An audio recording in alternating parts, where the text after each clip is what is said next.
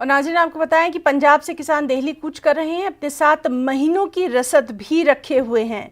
ज़राई कानून के खिलाफ किसानों में ज़बरदस्त नाराज़गी देखी जा रही है। पंजाब के फतेहगढ़ से तकरीबन 1000 ट्रैक्टर का काफिला निकल चुका है। हम लोग जो मोदी काले कानून है, ऑर्डिनेंस पास किए हैं, उसको रद्द करवाने के लिए हम लोग दिल्ली पहुंच रहे हैं जी। जितना भी टाइम लगेगा, जितना टाइम कानून रद्द नहीं होते, उतना टाइम हम संघर्ष जारी रखेंगे। कोशिश करेगा, जितना हमारे में दम होएगा उतना लगाएगा, ठीक है। जितना सरकार में दम होएगा सरकार लगाएगा, जितना किसानों में दम होएगा किसान लगाएगा। हम लोग संघर्ष जारी रखेगा, रुकने वाला नहीं हम लोग। हम सीधा दिल्ली को कूच कर रहे हैं और